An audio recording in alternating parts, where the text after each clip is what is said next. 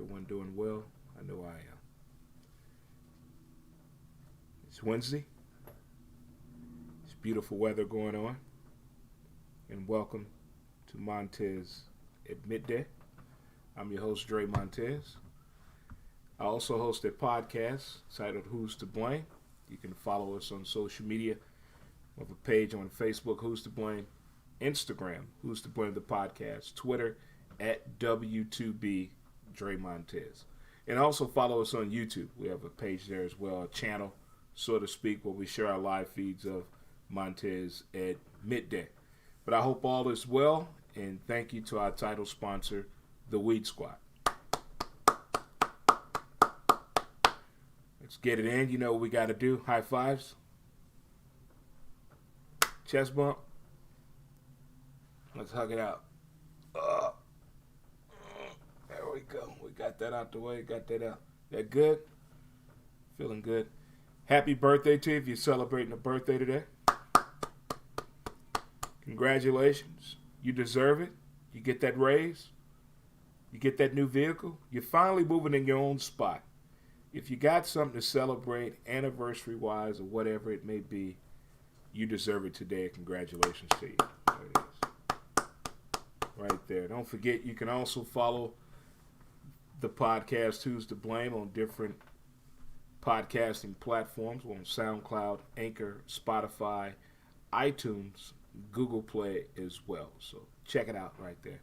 Who's to Blame, the latest podcast episode from your boy, Dre Montez.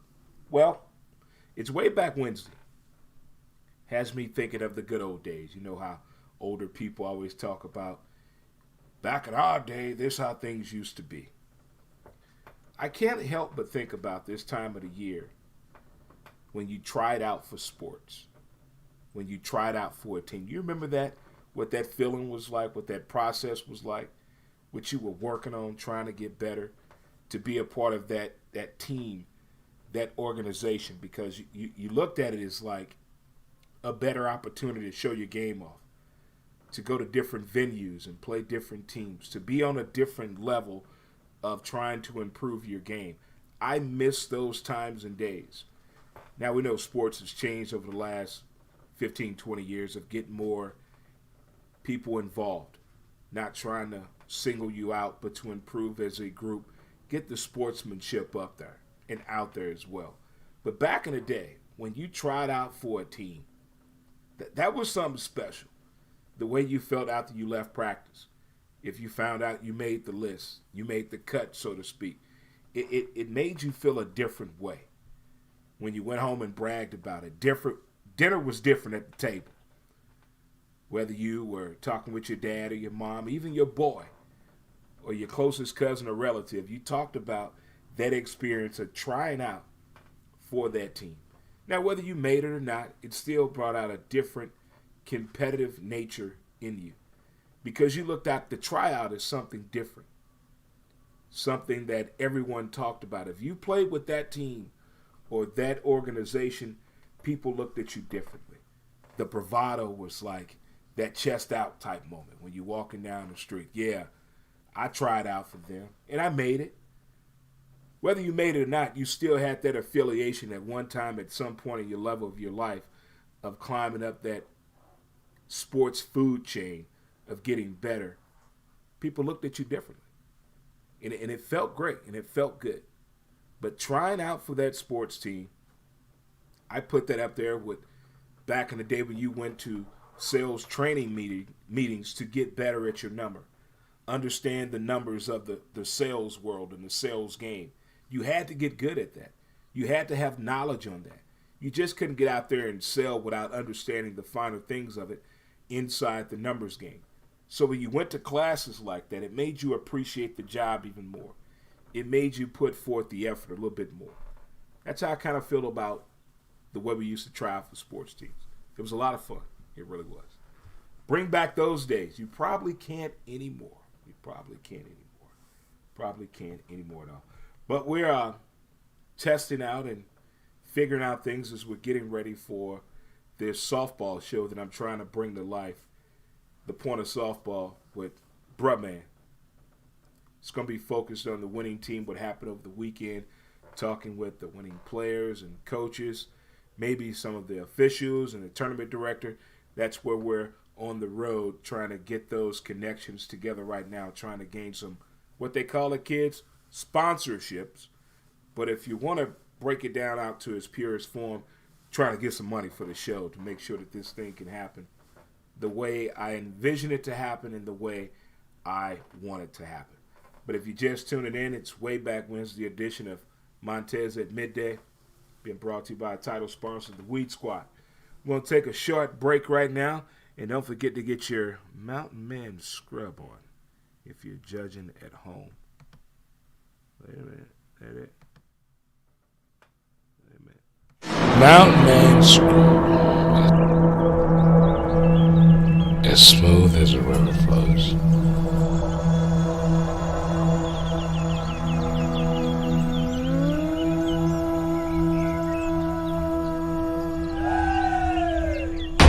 MountainManScrub.com.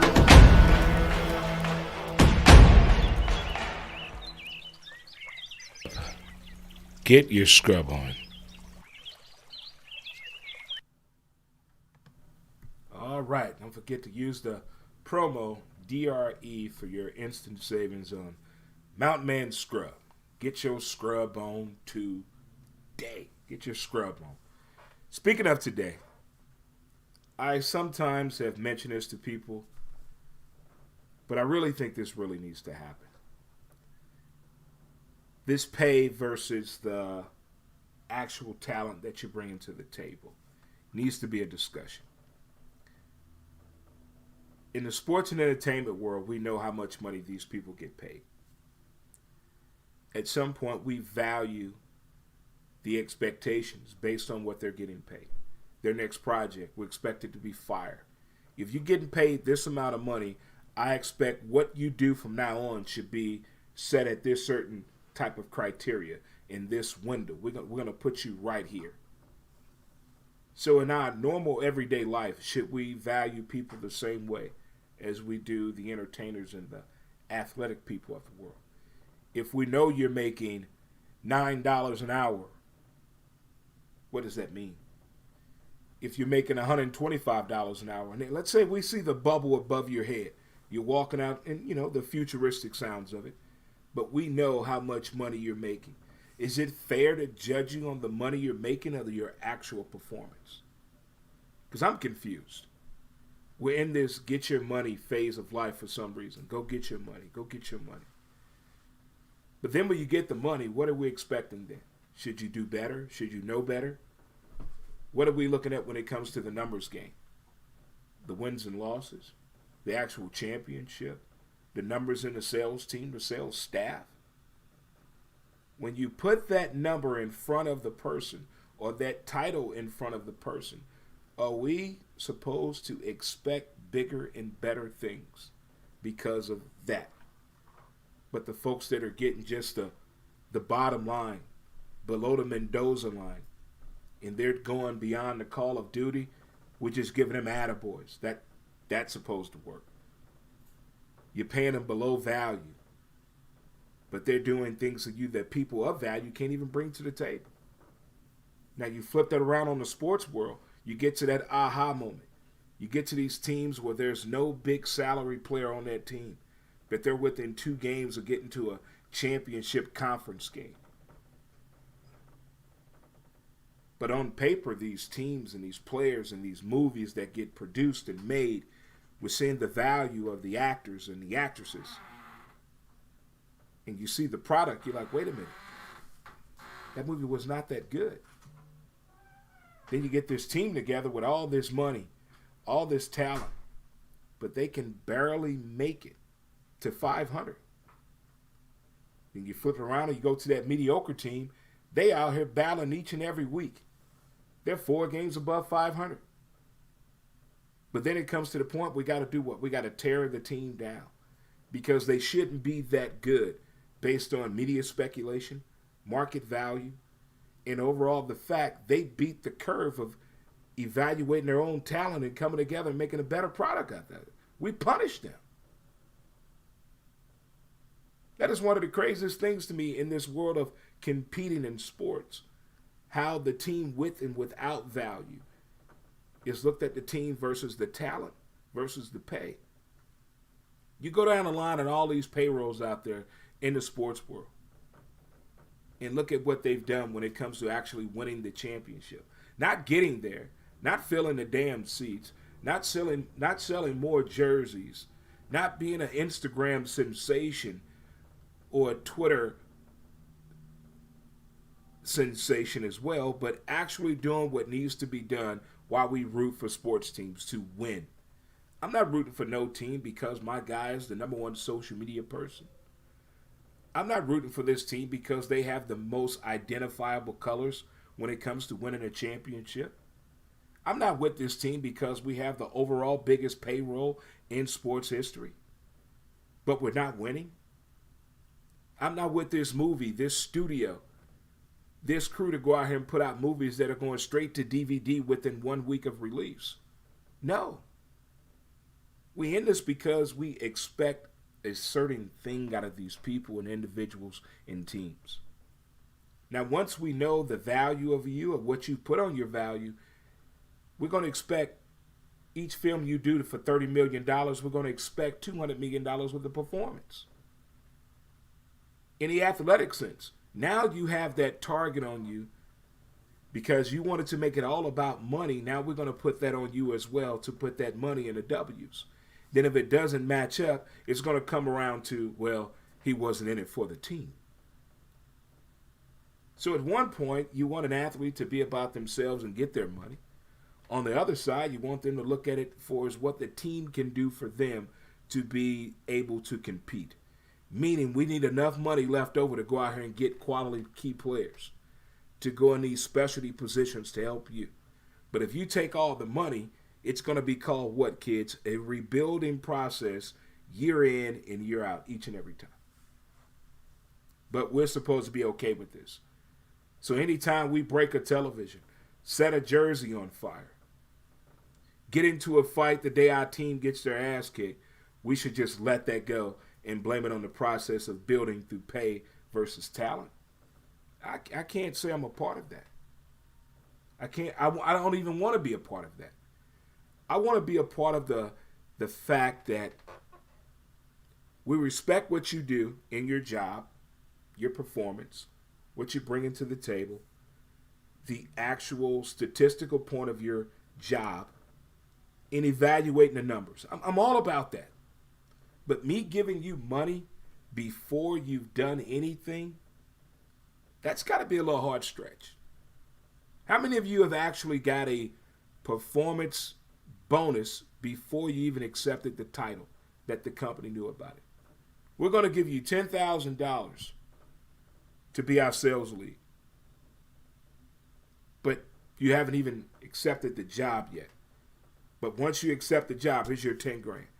Now, what they're going to expect of you getting that 10 grand up front, or you bringing it to the table. Then if you don't bring the numbers to the table, are they allowed to get that money back? Wouldn't that be something in the sports world? If you didn't live up to the expectations of what that bonus got you, and the team has a certain criteria, they have the numbers in place where they expect to be at by spending said X's amount of dollars. But we're not there. Well, who's to blame? Well, let me get that money back. Would that change the athlete's performance? Do you work harder before you get the raise or after you get the raise? Look at a majority of the people that have gotten the money first, how they performed after they got the money. Is it justifiable? That will be one of the things out there we will talk about to the end of time. It is it's something else.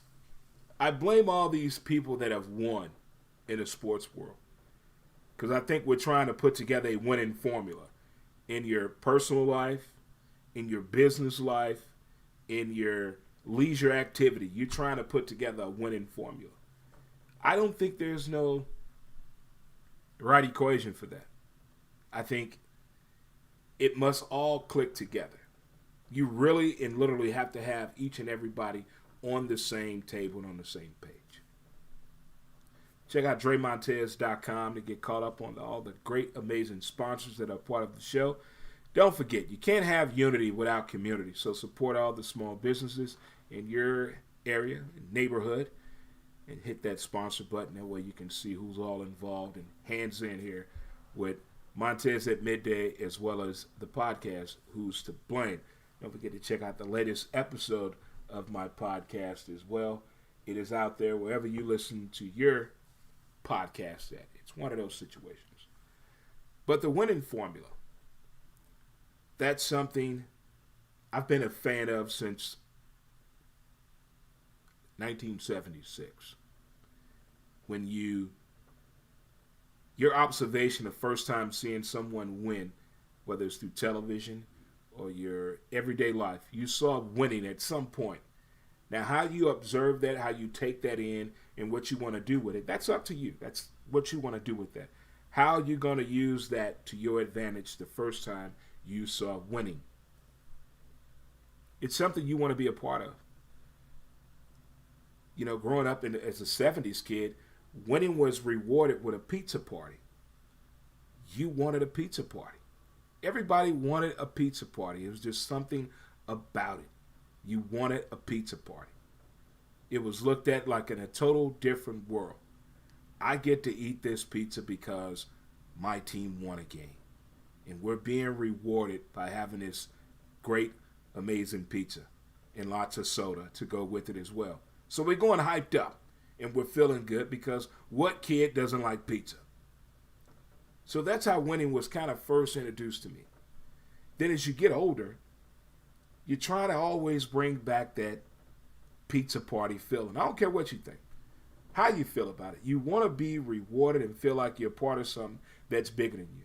In the corporate world, when you with a great sales team, and the sales team go out here and hit the numbers in the first quarter versus the third quarter and things like that, and you exceed those numbers, you get rewarded with a party at work.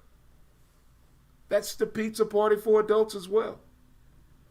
Everybody wants to have that pizza party, and everybody's trying to figure out that winning formula, whether it's about self-help, self-improvement, entrepreneurship, small business owner, whatever it may be, you're trying to figure out the winning formula. And there's no one formula, I think. No. I think there are several. But it all applies to what you're into, what you want out of this, and how you're going about to do it. You can't always have the best, even though we always do. You have to work with what you're given and get the best out of them. Whoa, it's deep. That's deep. And we tried that in my softball world to put together the best position players that were available at that time. And it didn't work out because not everybody was on board with what we were trying to do. It failed like the Chip Kelly experiment with the Philadelphia Football Eagles. It failed like that. It really did. It failed like the Yankees the year they went out and spent all that money for that winning lineup but didn't make it to the World Series. You're going to have failure along the way when you're trying to figure out the right formula. You got to have the right measuring cup for one. And you got to have the right ingredients. And then you have to understand by bringing all that together to come out with that formula. If you don't understand it, it's going to just blow up in your face and you're going to say, well, what happened? But if you go back to the main ingredient of there, the key component, usually points itself out. So watching this, what made me get on this topic of discussion of the winning formula is not just what happened in football this past year, but it's what all sports teams are trying to get to. If you're paying attention to the headlines, the undertones, the process of elimination, why these things happen, why now, you kind of get the sense that some of these guys are trying to figure out the winning formula. What is it going to take? What does it need? Right now, it seems to be money. Money seems to be the root of all success. I don't want to say evil right away, but right now they're making it seem like it's about the money game. Okay, I'm on board. Okay, we're going to see where this takes us. But don't forget, the rebuilding process starts once big dollars get signed out there. Once that happens, show me the latest box office hit where all the top people were in the movie and the movie was number one. It doesn't happen that way. The last team to spend a lot of money to win a championship probably was the Dodgers. I think. But it became a headache to some point. If the Dodgers didn't win last year, we'd have been like, damn, come on now. Can this really be more? Because it'll be like that sympathy feeling that we gave the Buffalo Bills of the 90s. We felt sad for them.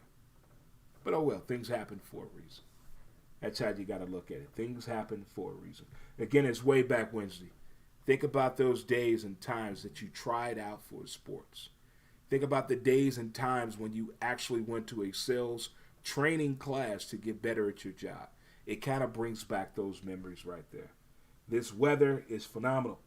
Talent versus pay. Would you do your job better if we knew how much money you made per hour or your salary?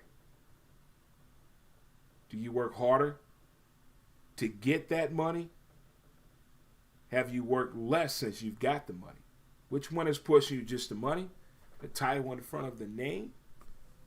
Break it on down. And do we expect more of you because you make more money? We do on athletes and we do on movie stars and television actors and actresses. We do as well. And the winning formula. Is there a such thing? Is there really a such thing as the winning formula? I think it is. But I think it's up to you to figure out what you're trying to get out of what you're trying to put out there, if that makes sense to you at all. I mean, a lot of people just get out there and run around. They have no idea what they're doing. There are a whole lot of people that go to work every day but do not understand their job, and they get paid. Yeah, there are a whole lot of people like that fit that criteria, that mold, that entitlement. But the people that are really trying to get better at this thing and understand it and get something out of it, we give them the hardest time. We're their hardest critic because they're going against the grain. They're going against the curve. They're asking questions that we already want to know the answers to ourselves. But we're the hardest critic on them. Look how we treat people that get paid a lot of money, and we know they make a lot of money. And they know we know they make a lot of money. We're the hardest critic on them.